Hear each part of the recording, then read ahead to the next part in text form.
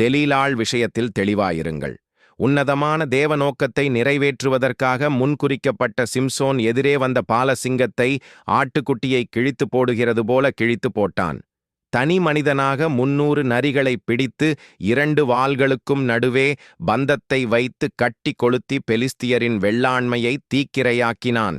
தான் புதுக்கயிறுகளால் இறுகக் கட்டப்பட்டிருந்தும் நூல் போல அவைகளை அறுத்துப் போட்டான்.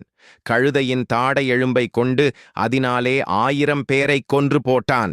பட்டணத்து வாசல் கதவுகளையும் அதன் 2 நிலைகளையும் பிடித்து தாழ்பாளோடு கூட பேர்த்து தன் தோளின் மேல் வைத்து மலையின் உச்சிக்கு கொண்டு போனான்.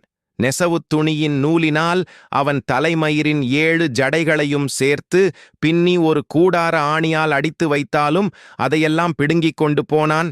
இப்படி பலத்த பராக்கிரமசாலியாகவும் கர்த்தருடைய ஆவியானவரின் வல்லமையால் நிரப்பப்பட்டவனாகவும் சிம்சோன் இருந்தாலும் தெலீலாளின் விஷயத்தில் தெளிவில்லாதவனாக இருந்துவிட்டான்.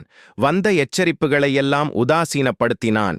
தெலீலாளின் அலட்டுதலுக்கும் அழுகைக்கும் தன் இதயத்தை திறந்து ஆவிக்குரிய பெலத்தின் இரகசியத்தை உலறிக் கொட்டினான்.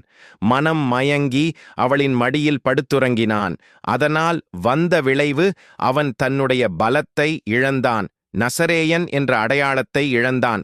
தன் கண்களை இழந்தான். விலங்குகள் போடப்பட்டு மாவரைத்துக் கொண்டிருந்தான். அவன் ஜனங்களுக்கு முன்பாக வேடிக்கையானான். நாமும் தெலீலாளின் விஷயத்தில் தெளிவாயிராவிட்டால் ஆவிக்குரிய வாழ்க்கை ஆபத்தில் சிக்கிக்கொள்ள பெரிதும் வாய்ப்பிருக்கிறது.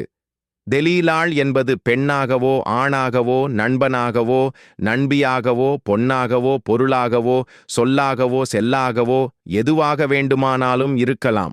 உன்னத நோக்கத்திற்காக தேவனால் தெரிந்து கொள்ளப்பட்ட நாம் ஆவியில் விழிப்பாயிருந்து தெலீலாளின் தந்திரங்களுக்கும் நயங்காட்டுதலுக்கும் செவிசாய்த்து விழுந்து போகாமல் தப்பிக் கடந்து போக தேவன்தாமே நமக்கு அருள் புரிவாராக.